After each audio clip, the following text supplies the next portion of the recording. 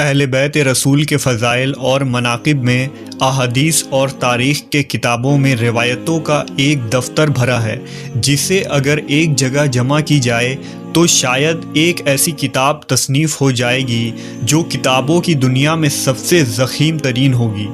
آل محمد کی بزرگی، فضیلت، واقعات، تعلیمات اور کرامات کا ایک ذخیرہ موجود ہے جو مسلمانوں کے لیے مشعل راہ اور ہدایت کا سرچشمہ ہے۔ اس ویڈیو میں ہم نبی صلی اللہ علیہ وسلم کی عطرت کے دو انمول پھول اور جگرگوشہ رسول حضرت امام حسن اور حسین علیہ السلام کے بچپن کے حالات اور واقعات کے متعلق جانیں گے۔ نیز نبی صلی اللہ علیہ وسلم اور صحابہ کرام کا حضرت امام حسن و حسین سے عقیدت اور محبت کے چند منتخب واقعات بھی پیش کی جائے گی۔ رمضان سن 3 ہجری کو مدینہ منورہ میں حضرت علی اور فاطمہ رضی اللہ تعالیٰ عنہ کے گھر امام حسن علیہ السلام کی پیدائش ہوتی ہے۔ نبی صلی اللہ علیہ وسلم کو جب خبر ملتی ہے تو آپ صلی اللہ علیہ وسلم تشریف لاتے ہیں اور اپنے نواسے کا نام حسن رکھتے ہیں، جبکہ شعبان 6 ہجری کو امام حسین علیہ السلام کی ولادت ہوئی۔ نبی صلی اللہ علیہ وسلم اپنے دونوں نواسوں کا نام حضرت ہارون علیہ السلام کے بیٹوں کے نام یعنی شبیر اور شبر کے نام پر رکھا، اور یہ ایسا نام تھا جسے اللہ نے اہل عرب کے ذہنوں سے چھپا رکھا تھا۔ آپ صلی اللہ علیہ وسلم نے فرمایا، حسن اور حسین جنتی ناموں میں سے 2 نام ہیں۔ امام حسن اور حسین نے امام الانبیاء محمد صلی اللہ علیہ وسلم کے آغوش رحمت میں پرورش پائی۔ نبی صلی اللہ علیہ وسلم نے خود اپنے دونوں نواسوں کی تربیت فرمائی۔ آپ کو اپنے نواسوں سے بے پناہ محبت تھی۔ حضرت انس روایت کرتے ہیں کہ نبی صلی اللہ علیہ وسلم جب سجدے میں ہوتے تو امام حسین آپ کے پشت پر سوار ہو جاتے، لہٰذا آپ اپنے سجدے کو طویل کر دیا کرتے تھے۔ ایک موقع پر جب آپ سے عرض کیا گیا کہ اے اللہ کے رسول، آپ نے سجدہ لمبا کیوں کر دیا تھا؟ تو آپ نے فرمایا، مجھ پر میرا بیٹا سوار تھا، اس لیے جلدی اٹھنا مناسب نہیں تھا۔ نبی صلی اللہ علیہ وسلم نے اپنے دونوں نواسوں کی ایک عظیم فضیلت بیان فرمائی جو خصوصی طور پر امام حسن و حسین کو اللہ کی طرف سے عطا کی گئی تھی۔ حضرت حذیفہ بیان کرتے ہیں کہ میں نے ایک دن نبی صلی اللہ علیہ وسلم کو بے انتہا خوش دیکھ کر پوچھا کہ اے اللہ کے رسول، آپ کی اس مسرت کی کیا وجہ ہے؟ تو آپ نے فرمایا، اے حذیفہ، آج ایک ایسا فرشتہ نازل ہوا جو میرے پاس اس سے قبل کبھی نہیں آیا تھا۔ اس نے مجھے میرے بچوں کے متعلق مبارکباد دی اور کہا کہ فاطمہ جنت کی عورتوں کی سردار ہیں اور حسن اور حسین جنت کے جوانوں کے سردار ہیں۔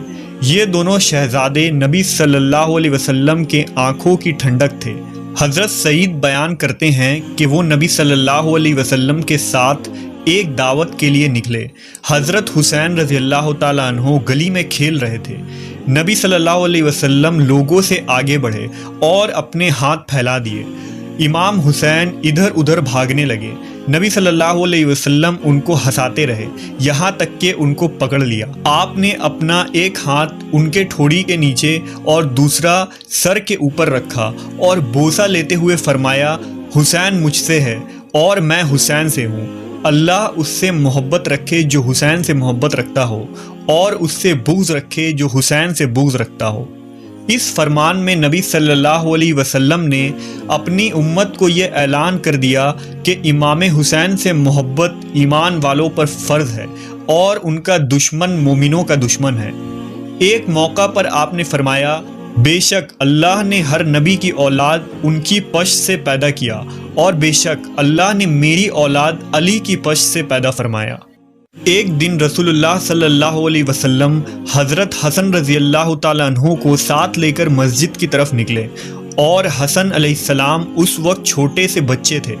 رسول اللہ مسجد میں ممبر پر چڑھے اور لوگوں کو بتایا کہ ان کا یہ بیٹا سردار ہے جو روئے زمین پر پائے جانے والے سب سے معزز گھرانے سے تعلق رکھتا ہے، اور بے شک اللہ اس کے ذریعہ مسلمانوں کی 2 بڑی جماعتوں میں صلح کروائے گا۔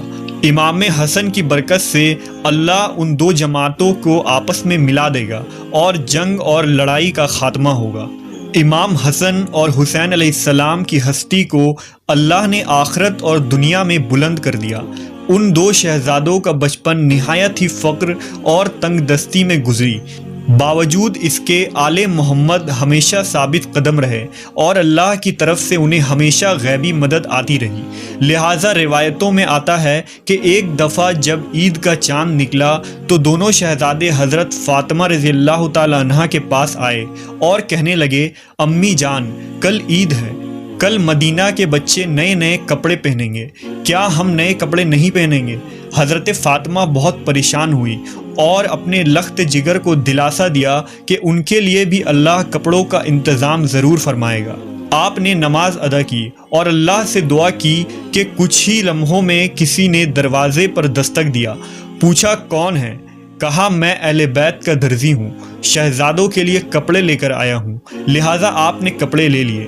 جب نبی صلی اللہ علیہ وسلم نے صبح حسن و حسین کو نئے کپڑے پہنے دیکھا تو فرمایا، اے فاطمہ، کیا تم جانتی ہو یہ کپڑے کہاں سے آئے ہیں؟ عرض کیا، ابا جان آپ ہی بتا دیں۔ آپ نے فرمایا، یہ کپڑے جنت سے آئے ہیں اور وہ شخص جو کپڑے لے کر آیا تھا جبرائیل امین تھے۔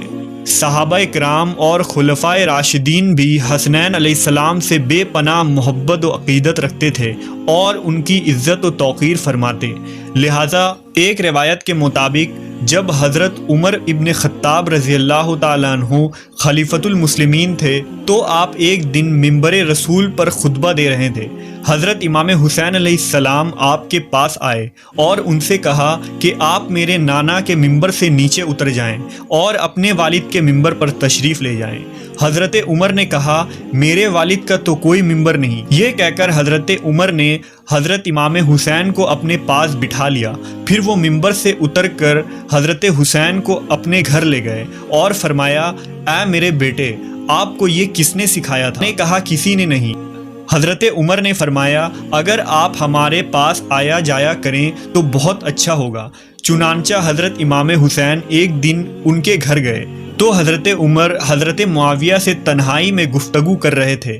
حضرت امام حسین نے دیکھا کہ حضرت ابن عمر دروازے پر کھڑے ہیں۔ حضرت ابن عمر نے امام حسین کو اندر جانے کی اجازت نہیں دی، اس لیے وہ واپس چلے گئے۔ بعد میں جب حضرت عمر سے ان کی ملاقات ہوئی تو آپ نے فرمایا، اے میرے بیٹے حسین، آپ ہمارے پاس آتے کیوں نہیں؟ لہذا حضرت حسین نے فرمایا، میں ایک دن آیا تھا اور آپ مصروف تھے، مگر آپ کے صاحبزادے ابن عمر نے مجھے اجازت نہیں دی تو میں واپس چلا گیا۔ اس پر حضرت عمر نے فرمایا، نہیں، آپ تو عبداللہ ابن عمر سے زیادہ اجازت کے حقدار ہیں، کیونکہ ہمارے سروں پر جو یہ تاج شرافت ہے یہ سب کچھ اللہ تعالیٰ نے آپ کے گھرانہ کی برکت سے ہی دیا ہے۔ اور پھر حضرت امام حسین کے سر پر حضرت عمر نے شفقت سے ہاتھ رکھا۔ اسی طرح مورخین نے لکھا کہ حضرت عمر رضی اللہ تعالیٰ عنہ نے حضرت امام حسین کا وظیفہ اپنے بیٹوں سے بھی بڑھا چڑھا کر رکھا تھا۔ اس پر حضرت عبداللہ ابن عمر نے اپنے والد حضرت عمر سے ایک موقع پر شکوہ کیا کہ آپ مجھے حسین سے کم وظیفہ دیتے ہیں، حالانکہ ہم دونوں کو برابر وظیفہ ملنا چاہیے۔ روایت میں آتا ہے کہ حضرت عمر نے ان پر ناراضگی کا اظہار کیا اور فرمایا کہ تم حسین کے ساتھ برابری کی بات کیسے کر رہے ہو؟ تم عمر کے بیٹے ہو اور وہ رسول اللہ کے نواسے ہیں۔ اگر آج تمہارا باپ امیر المومنین ہے تو حسین کے نانا کی برکت سے ہے، اس لیے اس سوچ کو ذہن سے نکال دو۔ اسی طرح ایک روایت کے مطابق حضرت عمر کے پاس مدینہ میں شاہ ایران کے خزانے بطور مال غنیمت کے پیش کیے گئے۔ حضرت عمر نے اس کے متعلق صحابہ سے مشورہ کیا کہ اس کو کس طرح تقسیم کیا جائے، یعنی کس پیمانے سے ماپ کر یا ہاتھوں کی ہتھیلیوں سے اندازہ کر کے تقسیم کیا جائے۔ حضرت علی نے فرمایا، ہاتھوں کی ہتھیلیوں سے دینا زیادہ بہتر ہے۔ لہٰذا حضرت عمر نے سب سے پہلے حضرت حسن کو اس طرح دیا اور اس کے بعد حضرت حسین کو بلا کر اسی طرح سے عنایت فرمایا اور اس کے بعد لوگوں کو بلا کر دینا شروع کیا۔